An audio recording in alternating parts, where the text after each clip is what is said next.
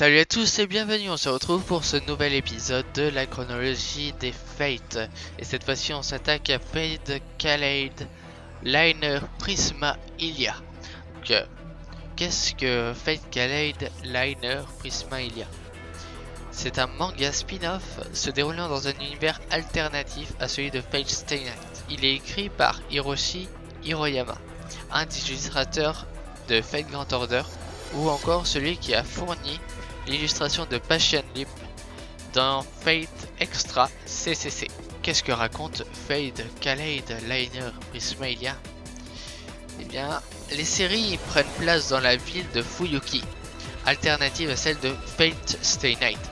Kiritsugu et Iris Viel ont empêché le rituel de la guerre du Saint Graal avant même qu'il ait eu lieu, scellant ainsi les pouvoirs d'Ilia lui permettant de vivre comme une fille normale. Shiro et Ilia vivent alors une petite vie paisible de frères et sœurs sans aucune connaissance à propos de la magie avec Sela et Leisrit pendant que leurs parents sont en voyage d'affaires. Les cartes des servants, des fragments malicieux de ces mêmes servants, apparaissent soudainement dans la ville et sont d'abord prises pour des restes de la guerre du Saint Graal. Je me dois, pour vous permettre de comprendre cet univers alternatif quelque peu parodique des Magical Girls, je me dois de vous expliquer le principe des bâtons Kaleid, qui sont ces bâtons qui permettent justement à Ilia et à son ami Miyu de se transformer en Magical Girl. Donc les bâtons Kaleid sont deux baguettes sensibles qui peuvent transformer leurs propriétaires en Magical Girls. Elles ont été données à Rin et Luvia par l'ordre Zeltrek pour les aider à récupérer les cartes de classe. Le premier bâton, Ruby, est totalement identique en apparence à celui utilisé par Rin dans Fate Hollow Ataraxia, avec une étoile à 5 branches dans une bague ailée sur sa tête et une petite croix dans l'autre extrémité. Le deuxième bâton, Sapphire, a une étoile à 6 branches sur sa tête, ce qui ressemble à une corde termine son autre extrémité. En outre, les ailes de Sapphire ressemblent à un ruban ou à des ailes de papillon, ce qui donne à la tête l'apparence d'une broche. Les deux bâtons ne sont réduits qu'à leur tête lorsqu'ils ne sont pas utilisés par des Magical Girls. Sous cette forme, ils peuvent légèrement léviter et utiliser leurs ailes pour bouger.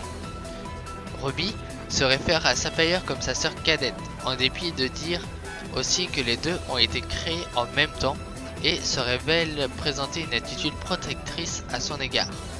Le rituel pour former un contrat entre un bâton Kaleido et son utilisateur est assez simple, nécessite une petite quantité de sang de l'utilisateur à donner au bâton Kaleido, suivi de la saisie volontaire du contractant de la poignée du bâton. Comme les bâtons choisissent eux-mêmes leur maître, le rituel ne fonctionnera pas sans leur consentement, tout comme le contrat ne peut être réalisé que de leur côté. Une fois que le contrat a été établi, les bâtons transformeront leur maître en Magical Girl et leur fourniront une quantité illimitée d'énergie magique, bien que cela a un taux limité, en utilisant la seconde magie pour se connecter à d'autres réalités alternatives très semblables à la façon dont l'épée de joyau fonctionne. La transformation et l'approvisionnement en énergie magique seront annulés si le bâton Kaleido est séparé de son utilisateur d'une distance supérieure à celle de 50 mètres ou pendant plus de 30 secondes. Les Magical Girls peuvent utiliser cette énergie magique pour exécuter une thaumaturgie de haut niveau sans connaissance formelle de la théorie magique, comme le vol, l'élévation des boucliers magiques et physiques, l'amélioration de leurs propres capacités physiques. Il a été déclaré que l'imagination d'une Magical Girl est le seul facteur limitant l'utilisation de l'énergie magique fournie par le bâton. Ilia a pu voler sans trop d'efforts parce qu'elle en avait une image du fait que les Magical Girls peuvent voler dans son esprit, alors que Miyu était incapable d'ignorer les lois physiques et n'a pas pu voler qu'en imaginant une prise de pied et en renforçant l'air sous ses pieds pour en former un. Les bâtons Kaleido ont montré une quantité remarquable d'endurance capable de résister à un coup d'épée direct de Saber et à une attaque écrasante de Berserker. En outre, les Kaleido Sticks avaient des capacités supplémentaires, 24 capacités secrètes comme les états de Ruby, qui incluent un mode téléphone cellulaire pour communiquer les uns avec les autres, complété par la possibilité d'établir un lien vidéo et de projeter un flux sur un mur, et une capacité à faire des prédictions de l'avenir sur la base d'une extrapolation statistique, ainsi que de les imprimer. Cependant, toutes ces capacités, bien qu'intéressantes, plus techniques dans l'histoire et dans le développement scénaristique, ces transformations n'ont été utilisées qu'à des fins comiques. Lorsqu'il y a les deux bâtons pour sauver Mio, les deux bâtons sont combinés en un seul, cette forme est dite Zwei. Donc, intrigue. Alors, les intrigues, je vais vous donner les intrigues de Fate Kaleid, Liner, Prismalia, puis de Fate Kaleid, Prismalia, Zwei, et Fate Kaleid, Liner, Prismalia, Dry. Tout ça, chaque synopsis spoil légèrement le précédent sans pour autant vous empêcher d'apprécier les saisons. Donc si vraiment vous voulez pas avoir d'informations sur les prochains synopsis, donc de la seconde, troisième saison, d'ailleurs quatrième, je crois si je ne me trompe pas, quatrième saison ou film, c'est comme vous le voyez. Toujours étant que du coup je vous mettrai ça en description le temps où se termine le synopsis de la première saison et où je reprends après avoir parlé du synopsis du film qui du coup agit un peu comme une quatrième saison. Sur ce, c'est parti, attaquons-nous tout de suite au synopsis de Fate Kaleid Liner Prisma Ilia. C'est une série de mangas réalisée en 2 tomes qui a introduit l'histoire. Ilyasville von Landsberg est une jeune collégienne ordinaire sans aucune connaissance à propos de la magie. Quand le bâton Kaleido Magical Ruby choisit Ilia pour devenir son nouveau master, elle devient une Magical Girl qui collectionne des cartes de classe avec une autre Magical Girl, Miyu Edelfelt. Tosaka Rin et Luvia Jelita Edelfelt étaient à l'origine celles qui avaient le pouvoir de récupérer les cartes, mais après avoir essayé d'utiliser les cartes de classe lors d'une querelle, les codes mystiques les ont abandonnées en plein air et ont continué leur route à rechercher indépendamment de nouveaux masters. Ruby a fait un contrat avec Ilia et Sapphire en a fait un avec Miyu. Après une série d'affrontements contre les esprits corrompus qui s'étaient manifestés des cartes, Ilia et Miyu ont pu recueillir toutes les cartes et sont devenus de bonnes amies, tandis que Rin et Luvia sont restés au Japon par ordre de Zeltrek. Maintenant, on passe à Fate Kaleid Liner Prisma Ilia Zwei. Une deuxième histoire qui se concentre sur un nouveau personnage, celui de Kuro, une fille identique à Ilia, sauf qu'elle possède un teint plus foncé. Elle s'est manifestée après que le saut sur l'énergie magique d'Ilia se soit déverrouillé. Couplé avec sa tentative ratée d'utiliser la carte de classe Archer, Kuro s'est montré à agir d'une manière extrêmement agressive envers Ilia, mais s'est calmé après que leurs problèmes familiaux soient résolus. Le nom de la série est un jeu de mots sur le chiffre 2 et le mot allemand Zwei, signifiant 2. Voilà. C'est comme Fate Kaleid Liner Prisma Ilia Drei. Et bien c'est un jeu de mots comme pour la seconde saison avec le chiffre 3 et le mot allemand Drei signifiant 3. Sur ce, synopsis de la troisième saison.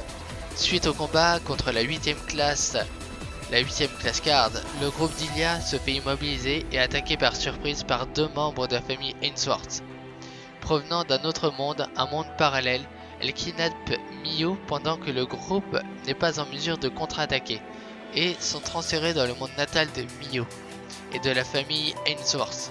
Enfin, un film sur Fate Kaleid Liner Prisma Ilia est fait, se nommant Fate Kaleid Liner Prisma Ilia Seka no Chikai, ce qui signifie serment sous la neige. Le film adapte donc l'arc qui raconte le passé de Miyu et de son frère lors des déroulements de la 5ème guerre du Saint Graal des Ainsworth. Maintenant, on s'attaque au développement de l'histoire. Donc pour le développement, dans le caractère matériel, des indices sur Fate Kaleid étaient déjà présents. Il contenait des informations sur les vies normales d'Ilia, Sayla et Leisrit. Après la diffusion de l'épisode 15 de l'anime 2014-2015 Fate Stay Night Unlimited Blade Works par Ufotable, là où Ilia est tué par Gilgamesh, Hiroyama a tweeté « Maintenant, je me demande s'il y a beaucoup plus de gens qui comprennent pourquoi j'ai voulu dessiner Prisma Ilia. » Nazuki Noko, auteur des Fate, considère Fate Kaleid Liner Prisma Ilia comme la route d'Ilia. Les séries sont écrites et dessinées par Hiroshi Hiroyama et ont été mises en vente au Kadokawa Shoten Comp Ace Magazine à partir de septembre 2007. Fate Kaleid Liner Prisma Ilia Zwei est réalisé de 2009 à 2012 et Fate Kaleid Liner Prisma Dry a débuté en 2012 et est toujours en cours.